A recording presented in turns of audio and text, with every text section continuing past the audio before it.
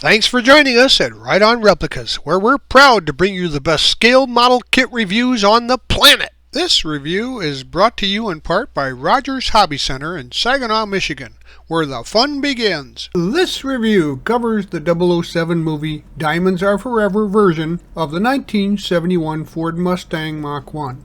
It's a 125 scale kit from AMT, number 1187. Now, the 71 Mustang was the first year of the larger one, and it was built in 72 and 3 with some trim changes. AMT has added a newly retooled 71 front end for this kit, because previously it had reissued the kit each year for the new version with revised parts. Now, this kit contains 154 parts, molded in red, clear red, and chrome, but a lot of them are left over from various versions and issues that had included to even make parts like a racer type version. But this kit doesn't include the parts to build the whole thing, although you get pretty close to the 73. Now, the tires are pad printed hollow vinyl tires, and they're pretty nice, and a great set of decals to go along with it. When complete, the model is about 7.5 inches long, 3 inches wide, and 2.25 inches high. Oh, that sounds like Newt. He's our program director behind glass there. What's you got a question, Newt? Come on in here. What is it? It looks pretty nice, but why is it called a movie car? That's a good question, Newt. A movie car is a vehicle that was used or featured in a motion movie picture. This one in one of the James Bond movies with a chase scene with another Ford. And so this is what we call a movie car. I saw a James Bond movie and he didn't look anything like the guy on this box. Well, that's probably true, unless you saw the Bond movies that came out before this one. You probably have only seen, since this probably only ever seen Daniel Craig as James Bond. And there's been at least 7 different Bond characters over the years, but this was the original. Here are the parts for the kit. You can see there's a nice chrome tree, and everything is molded in red, and of course except for the windows. And it's got those nice pad printed sidewall, white sidewall tires. And now we'll be using mostly tube glue for most of the parts, sometimes super glue for finicky or small parts, and white glue or crystal clear for the windows. Now, remember to heed the manufacturer's safety and use guidelines when using any of the products that you see or hear used in the review. And here are the decals for the kit. The register is good, the color is great, but we won't be using too many of those for the review because, well, it's a movie car and we tried to replicate that as closely as possible. But you will find that you want to use some setting solution on some of the longer and larger decals. As I mentioned, there's quite a few extra pieces here, and of all of those at the layout, these are the only pieces that you'll need to make the Mach 1 movie version of the car.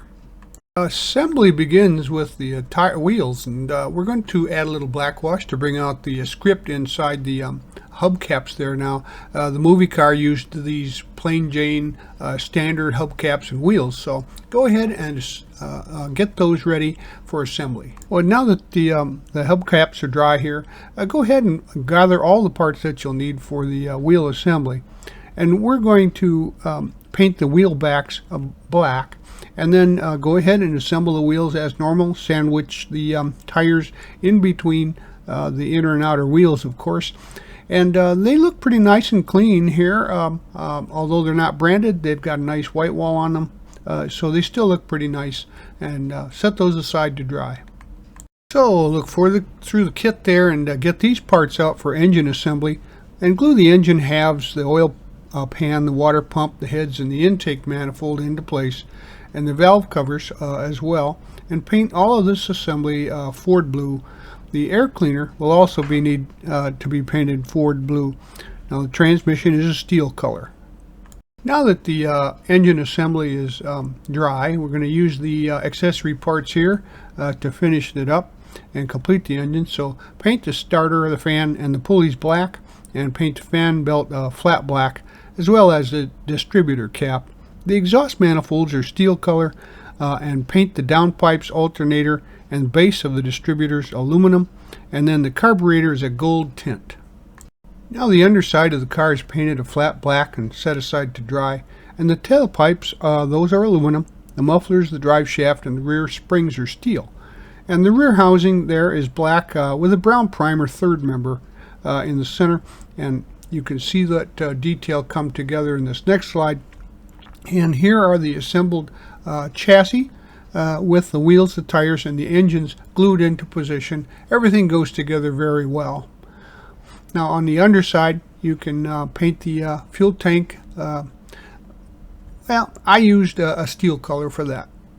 Gather up the parts for the interior next, and we're going to paint that a semi-gloss red with flat black carpet and seat belts. And the dash console and steering column, those are semi-gloss black. Steering wheel's not exactly correct for this car, but with the black spokes and the wood tone ring, it passes.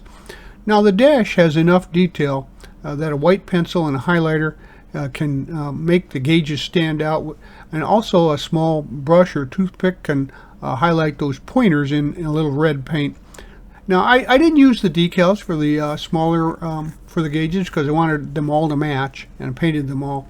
The center of the dash is a wood tone, and the trim is done with some chrome paint and a small brush. Now I painted some black inserts on the front seats, but the seat belts provided were the old style, and the Mustang had the retractables in the front end, and then the old style in the back, which you see here. Remove this from the hood area there. That's just to keep it from getting crushed in shipping. Now we're going to get to the body here, and there's some areas you see with the black Sharpie. The parting lines will need to be addressed. Just scrape those off and smooth them off nicely without removing any of the detail, and get that a light sanding all over to get ready for paint. On the underside of the hood, I filled this in with some putty and sanded it smooth. This would have been a racer version with a cutout for a hood scoop, or maybe the old Ram Air version.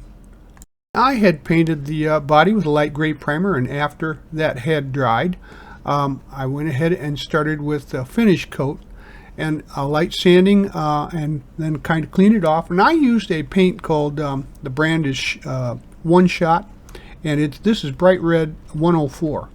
It's a real good match to the original car. And the lower part was taped off and painted flat black. A lot of Mach 1s had flat black panels on the hood, but that was only for the Ram Air equipped cars, and that was an extra cost option, and this was a rental, so you didn't get that on a rental. Now after painting the window trim, the chrome paint with some chrome paint and a small brush, the windows can be installed using some white glue, and the interior tub can be located and then glued into place. Now remember, you have to scrape any chrome plating or paint from surfaces that you want to glue together. After the body is completely dried, you can go ahead and handle it to install the front firewall here after painting that flat black. So glue that into position. So get the parts out of the kit for the back end that you see here, and then paint the center section of the tail light panel flat black. So now go ahead and assemble all those pieces together, and when the subassembly is dry, you can install that into the body like this. Now locate the parts for the radiator core support and paint the core support a flat black and let it dry, and paint the horns black. Now the battery is a flat black, and detail the caps with some red paint and the connections with some aluminum paint, and glue these parts into position under the hood. You can see here the completed core supports glued into the chassis, and the body has been assembled to the chassis. Simply spread the sidewalls a little bit outward, and go ahead and find your locating points and then glue it into position with some good strong glue. Now the trim ring for the grille should be painted flat black with just the edge left chrome. The grille and the area around the headlights should also be painted flat black. You see here the battery located there up in the forward passenger side. A slight modification here is really the only issue that I found with the kit. I had to drill some small holes backward a little bit in the for the stubs to mount the tires, because the wheelbase just seemed to be a little bit too long for the body.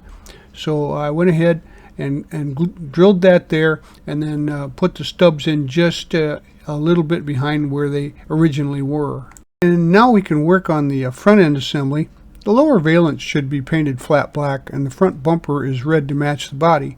Now the parking light lenses for both the valence and the grille, I painted orange instead of using the decals.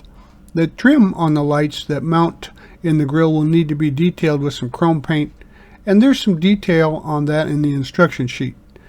Now the completed front end can be seen here. Now it's time to add your decals. Just use plenty of water. These are pretty nice decals, and they go on without very much fuss at all. You might want to use, however, some setting solution on the back panel decal or the stripes, but they go on pretty well. And once again, you know, you could add any of the decals that you wish to use. I didn't use too many of them for this, but I did put the Mach 1 decals on the front fenders, and you know, the ones in the back there on the panel.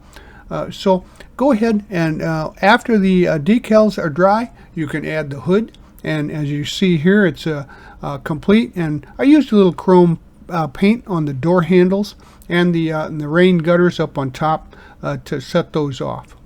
And as I mentioned, you'll have quite a few parts left over for your parts stash for future builds. Well, there you have it. This Mustang looks great in red, and it's a real nice display car with the lower area blacked out for period effect, and it's a pretty good rendition of the movie car. One detail that didn't seem to match was it looks like the transmission's a 4-speed with a shifter on the floor there, but there's no clutch pedal in the kit. And movie rental cars, which was used in the movie, they're automatics anyway. So the door panels were a little lacking in detail, but they weren't too bad. And the dash looks very nice. The engine, you know, pretty good for the 1970s, and overall a really nice kit. So if I were you, I'd buy one and put it on my shelf. We hope you like this step-by-step premium model kit review, and so that you don't miss any more, please subscribe to our YouTube channel. You can do that by clicking on the icon in the lower right of any of our reviews so that you don't miss any more. We also can be found on Facebook or our website, rightonreplicas.com. Thanks.